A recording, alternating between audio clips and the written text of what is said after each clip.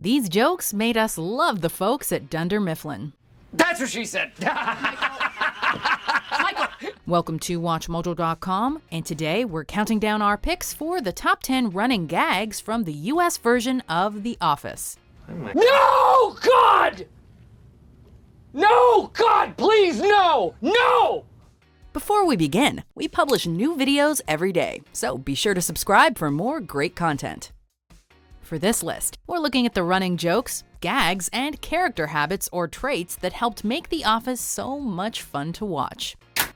Number 10, assistant to the regional manager. Introduce yourself, be polite. Dwight Schrute, assistant regional manager. Assistant to the regional manager. Dwight Schrute is the Office's resident suck-up, always out to seize more responsibility and power for himself. It's no surprise then that he likes to throw his weight around by flaunting his title as the assistant regional manager. No downsizing. But if there were, I'd be protected as assistant regional manager. However, other people, particularly Michael Scott and Jim Halpert, are always quick to point out that Dwight is the assistant to the regional manager, which is a far less important role. The gag is an excellent example of Dwight's power-hungry personality and his relationship with other characters. And that's why you have an assistant regional manager. Yes, it is.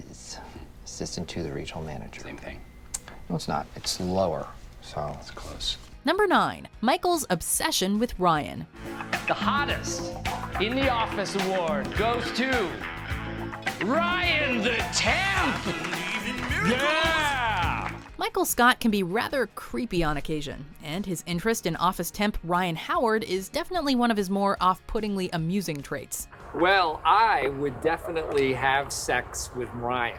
Michael frequently goes out of his way to include Ryan in things, finding any excuse he can to talk to or about him, and even staring at him unabashedly through his window. Although at times verging on a man crush, Michael's Ryan obsession is likely derived from his desperate need to be liked and to be cool. And Ryan, being the new kid in the office, is Michael's idea of what cool is. And you got a goatee. I did. Did you get that after you helped me move and you saw mine? Yes. Goatee. Number 8, Big Tuna. Many of us have had inexplicable nicknames given to us by people that just won't go away. Hey, Big Tuna. Andy Bernard bestows one on Jim after seeing him eat a tuna sandwich on the first day they meet. Big Tuna. Good luck over there, Tuna. Thereafter, Andy refers to Jim almost exclusively as Big Tuna, Tuna, and many variations thereof, despite Jim's efforts to stave off the nickname by avoiding the fish. Andy and the Tuna. Andy's persistence in calling him Big Tuna is not malicious, though. You, Tommy Tuna. And his enthusiasm and creativity with it makes this nickname another endearing and funny part of the show. Hey. Oh, look at this. Tuna wrap. Okay. Number 7, Angela's cats. The Office's resident stick in the mud, Angela Martin may be more uptight than most, but she does have a soft spot and zealous enthusiasm for cats. Over the course of the series, she owns over a dozen of them as pets, dressing them up like people, giving them ridiculous names, bringing them into the office, and generally treating them better than she does everyone else she knows. Those lumps are cats, and those cats have names, and those names are Ember, Milky Way, Diane, and Lumpy. While she may be a stone's throw away from becoming a full-on crazy cat lady, her furry companions are part of what make Angela so memorable. Without my cats, I am utterly and completely alone. Number 6, Meredith is nasty. Meredith Palmer is a bit of a background player in The Office, but when she does have a moment in the spotlight, she reveals herself to have some issues with substance abuse, including a severe drinking problem, as well as some very kinky, or at least blasé attitudes when it comes to sex. I've had 2 men fight over me before. Usually it's over which one gets to hold the camcorder. These include flashing fellow employees, having sex in the office, having no issues with her son stripping professionally in front of her, and, allegedly, sleeping with a terrorist.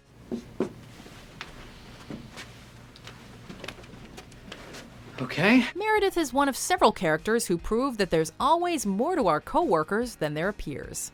Number 5, Jim's stare. There are plenty of things that occur on The Office that leave us nonplussed or in disbelief at how awkward or outrageous they are. As it turns out, the characters feel the same way. Jim in particular will often act as an audience surrogate in some respects when things get too crazy by looking directly into the camera. These looks can range from a sarcastically deadpan face to an amused grin to frightened disbelief. He's always looking at the camera like this. What is that? Although some find them distracting, Jim's looks at the camera are often perfect punctuation to many an iconic scene. Number 4, the mysterious Creed. That is Northern Lights cannabis indica. A fictionalized version of the man who plays him, Creed Bratton has had quite the checkered past, including a musical career, but has fallen on hard times, and it's mentioned that he sometimes sleeps in the office. I've been involved in a number of cults, both as a leader and a follower. He also has frequent memory lapses, likely brought about by frequent drug use. And Creed often makes reference to other criminal activities, which may include everything from fake ID creation to murder. Creed Bratton has never declared bankruptcy. When Creed Bratton gets in trouble, he transfers his debt to William Charles Schneider. Like Meredith, Creed is a side character who's so great because we get so little about him, leaving our imaginations to run wild with funny possibilities. They had me on a lot of painkillers. Oh, really? What kind? Codeine? Vicodin? Percocet? Number 3, hating Toby.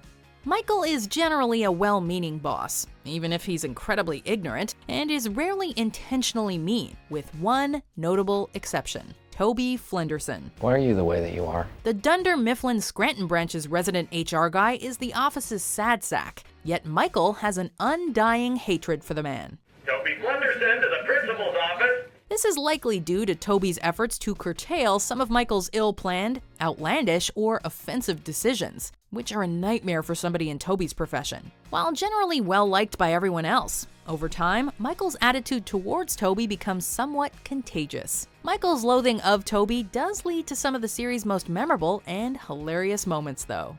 No, God! No, God, please, no! No! Number 2, Jim's pranks. Damn it! Jim! Okay, hold on. Jim and Dwight are perpetual frenemies throughout the series, and Jim loves to take the self-important Dwight down a few pegs with a wide variety of pranks. These can range from the relatively simple, like messing with Dwight's desk or convincing him it's a different day, to more elaborate tricks, like faxing him messages from future Dwight, or having an actor friend pretend to be him for a day. This is Jim. Although Dwight manages to get in some licks of his own, Jim definitely comes out ahead overall in terms of creativity and amusement. Bears beats Battlestar Galactica. Bears do not... What is going on? Before we unveil our number 1 pick, here are some honorable mentions. 6 months ago, Karen Filippelli sent me an email, asked me out. I said no because I was committed to our relationship. Well, I hope you're still committed because I'm pregnant. We have 3 rooms, each with a different theme. What are the themes? America, irrigation, and nighttime. Irrigation. Nice. I'll put you down for irrigation. The Dundies! How can I explain it? A word you I created, a threat that you all made it. You never have to work so hard and feel no one notices. You're just a name and number and no one even says... Number 1, That's What She Said. That's what she said. Ha! I don't get it. Well, we all saw this one coming, right? Primarily Michael's catchphrase, although it does rub off on some other people. Dwight, get out of my nook. That's what she said. That's what she said. That's what she said. The excitable manager will frequently call out these 4 words when anything that could be remotely construed as sexual is said or acted out by anyone in the office. All right, how about the Phyllis-Angela dispute? You already did me. That's what she said. While The Office may not have invented the phrase, it definitely popularized the practice for better or worse. And from the mouths of these beloved characters, it was definitely for the better. My mother's coming. That's what she said. No, but okay. Who knew being so immature could be so satisfying? Wow, that is really hard. You really think you can go all day long? Well, you always left me satisfied and smiling, so... That's what she said. Michael, please. Do you agree with our picks? Check out these other great clips from WatchMojo and subscribe for new videos every day.